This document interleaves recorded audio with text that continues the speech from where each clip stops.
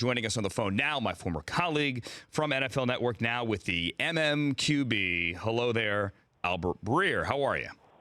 Man, Andrew, this is the first time we've been on the air together in 6 months or something. And is Law there? Because I don't think Law's had the chance to give me crap yet over what happened about, what 2 weeks ago. Penn State, Ohio State. Go ahead. Yeah, look, you guys are still controlling your destiny a little bit if you take care of business in the big house, or are you guys hosting Michigan at the end of the year? So if you guys take care of the business in the horseshoe, all will be right, Rich will be sad, and we'll both be happy. But we still have, we're still in the same position as last year, though, in that, we need Michigan to keep winning, which is a weird spot to be in. But, last year, if Michigan hadn't screwed up that punt, then Ohio State would have been in the playoffs. And you guys see what type of players we had last year now watching the NFL. I think we would have put up a little bit better of a fight against Bama than Michigan. Let me explain real quick here. This is Albert Breer from the MMQB. He says we, however, he's discussing Ohio State. He is a graduate of The Ohio State University. And, so he's allowed to say we. And by the way, not that anyone cares what my rule is. My rule, however, is if you matriculated and you graduated, then you are allowed to say we. Saying we for your favorite hockey team, you have issues. Saying we for your favorite baseball team, look, they're pros. I'm not trying to say you can't say we for your favorite NFL team, but we for college simply fits better than all the others, right? I agree. So you have my full blessing to do that with Syracuse basketball, which I'm sure you do. I do. And we, Brockman and I, were there in Houston to see our loss to, I don't even remember whom. North Carolina. North Carolina, those horrible people in Houston at the Final Four. Breer, let's talk about what Sherman said there about taking the fun out of the league, about Earl Thomas getting flagged for hugging a referee. Do you think that the NFL has drawn the line in the wrong place with this? Yeah, and I think what Sherman's getting to is the way that a lot of players think about this, which is that these things are more about how all of that goes over in the boardroom rather than the impact it has on children. And that it's masked as one thing when it's really something else. I think that's what angers the players about it. I mean, look, I think the NFL strives to have a buttoned-up league that, the guys wearing suits arriving at the stadium and leaving the stadium, and guys projecting themselves in a certain way. I think that they want Nike and they want Coca-Cola and they want American Airlines. They want all of those big businesses to feel comfortable with the product that they're partnering with. And I think that the player's suspicion, at least, I would probably agree with this, is that is why they've taken some of these things out of the game rather than it having any sort of larger message to America's view. And I'm with you. Any league needs to protect its corporate relationships. The NFL is no different in that regard from the NBA, the NHL, the EPL, any league. I just look, though, at the Earl Thomas penalty last week and go, that was in good fun. It wasn't a malicious touching of the official. He wasn't arguing. He wasn't shoving. It was good-natured, Albert. Yeah, and I agree with that. I mean, I think sometimes we just need to inject common sense into these things, And that would have been one of those where I think the officials could have said, okay, we know what he was doing. And maybe they're protecting against the idea of a coach or a player putting his arm around an official as he's trying to explain why that flag was a bad flag to throw or whatever.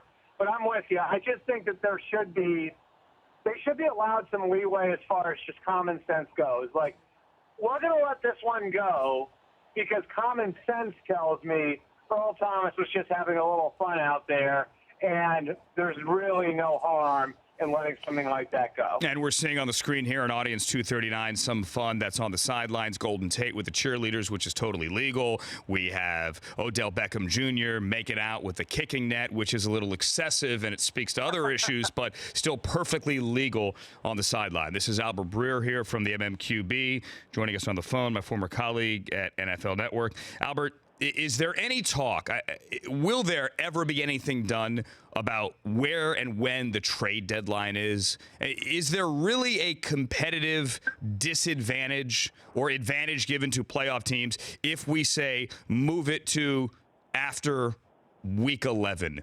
In baseball, it's the end of July, but you can add guys to the roster up until what, September 1?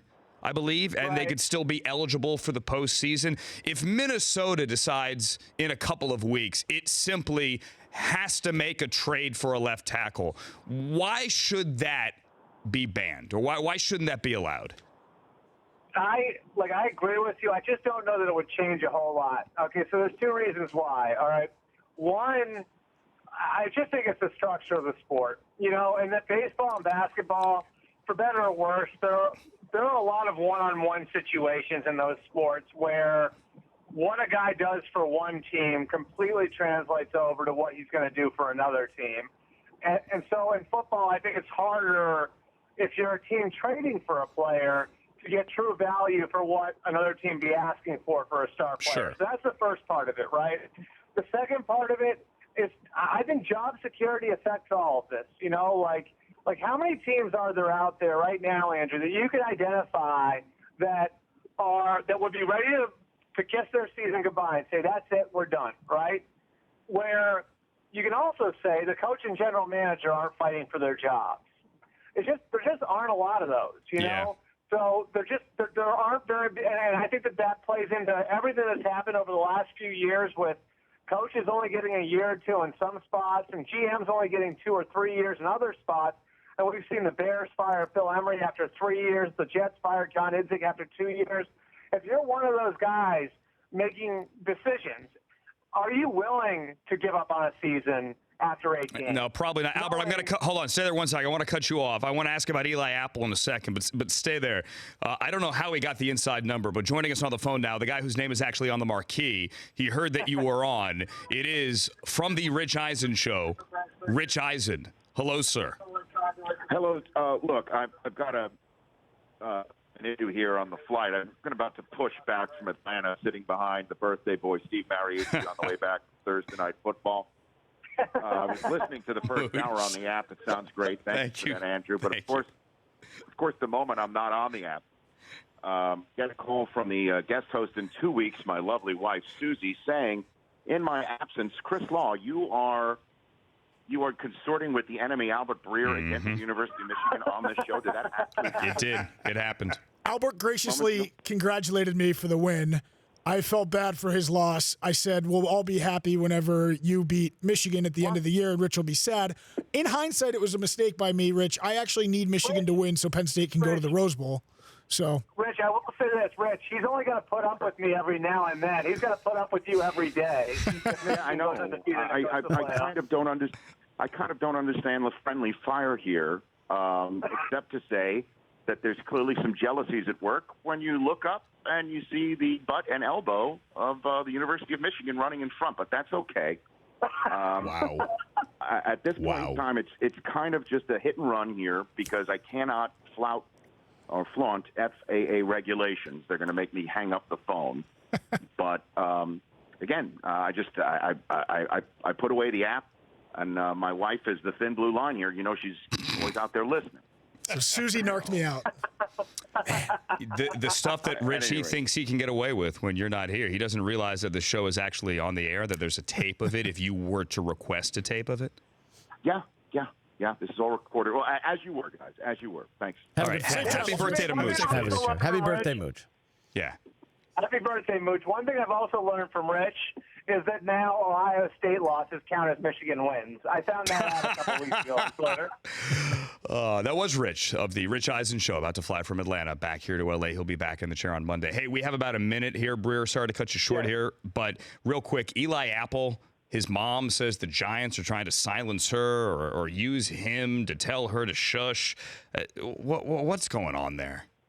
Well, how would you feel, Andrew, if your mom called Richard Deitch or one of those guys to talk about how things were going at NFL Network? I would not like that in any way, shape, or form. And I'm not trying to tell anyone how to speak to their mother, nor insulting anyone's mother, but you got to have a conversation with mom and say, this is affecting my job.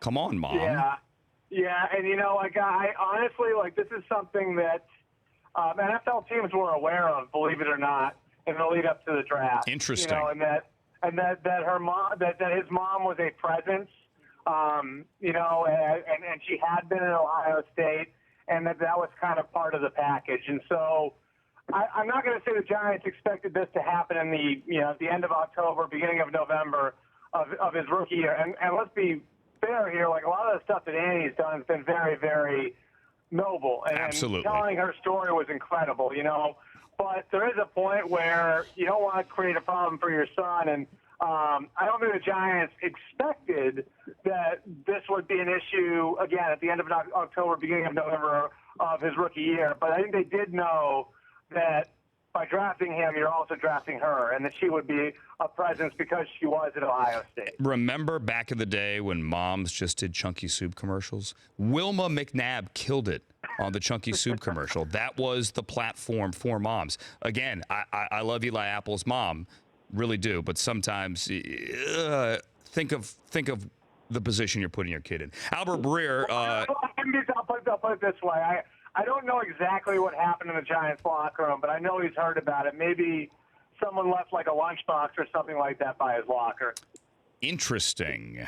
All right. I like that one. So he does have to deal with that stuff, Dig deeper with Albert Breer on the MMQB. Great work, sir, as always, and it's great to talk to you again after a long, long time. Talk to you soon. Yeah, great catching up with you, Andrew. Anytime. Likewise, Albert Breer. The Rich Eisen Show, weekdays at noon Eastern on Audience.